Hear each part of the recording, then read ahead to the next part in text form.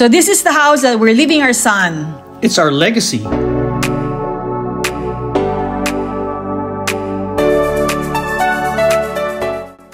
In today's vlog, we're going to talk about inheritance. This is what parents give to their children and how it connects to the idea of generational wealth. Hindi lang to para sa ultra-rich. Even simple families like ours can build a lasting legacy. You just need to know how. We'll show you 8 tips on how to build this legacy for your family.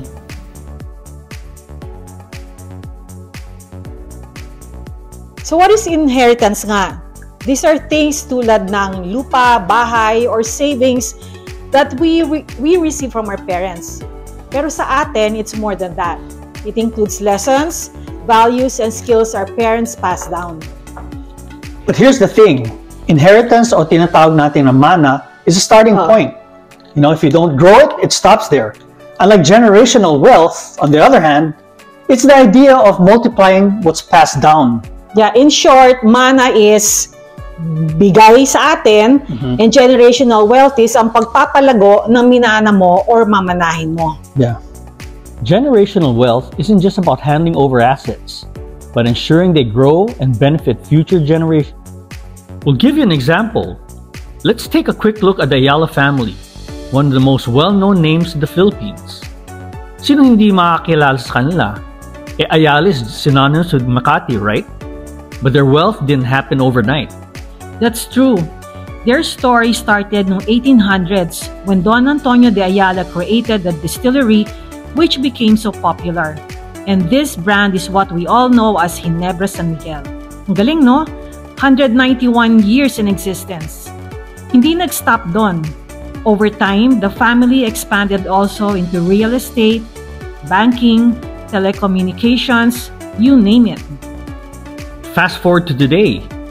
Ayala Corporation is one of the biggest players in the Philippines. But how did they do it?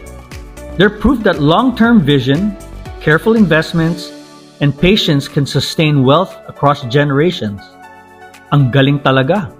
How the older generation successfully trained the younger ones to develop a strong and disciplined mindset, ensuring their wealth and legacy are preserved.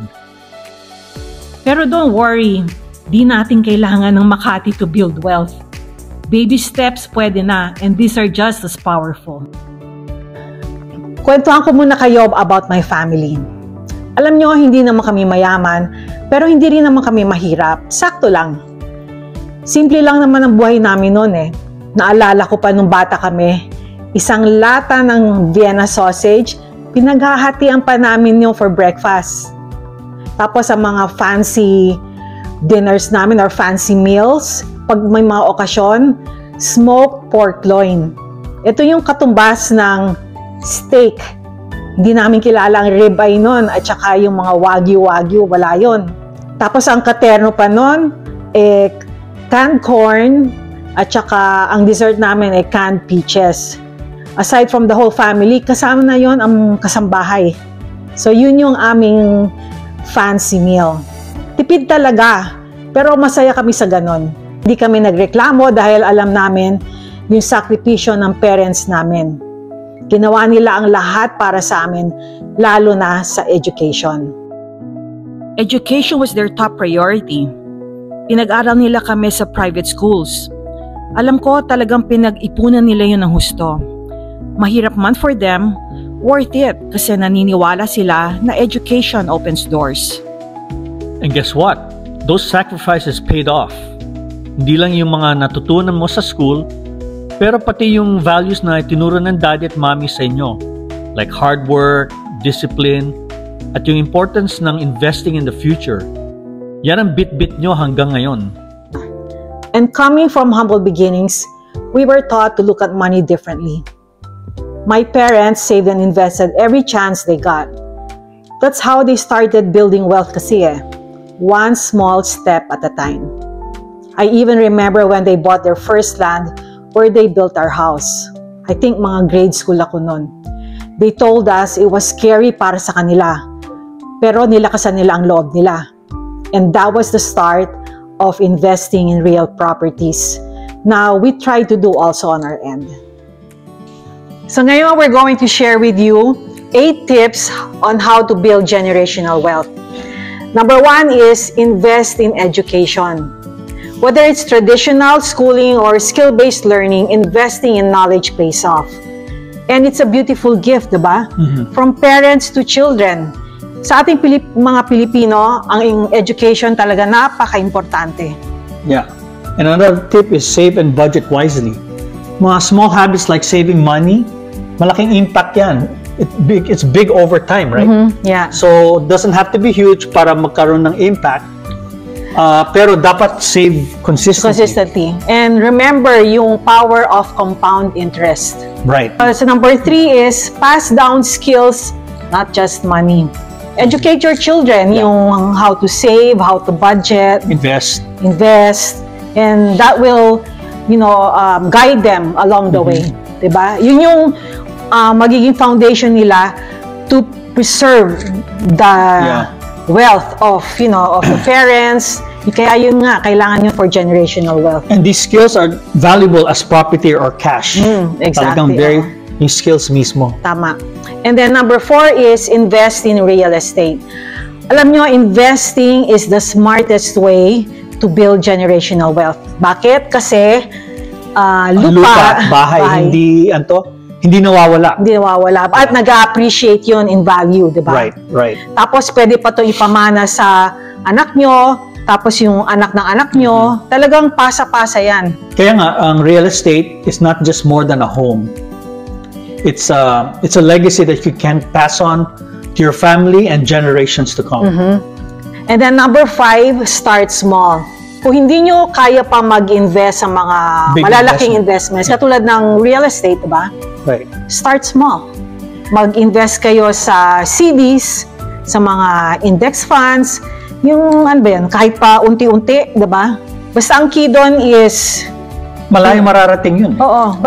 Basta ang key doon is be consistent. Hindi pwede yung stop ka, mag-ipon ka tapos stop. Dapat yun consistent. Discipline talaga. Yun ang kailangan, discipline. Basta ang importante doon is start now. Tapos, in the future, when you look back, isipin mo, buti na lang nag-start ako. Diba? Hindi ka magsisisi. Yeah. Number 6, live within your means. Huwag pilitin ang lifestyle that doesn't fit your budget. In short, don't spend money that you don't have. Sigurado you've heard of the saying, don't keep up with the Joneses. Contentment is key. Don't be pressured by what you see in social media. You don't have to buy the latest gadget or wear the most expensive brands para masabing you're okay. What's important is your future, your financial security.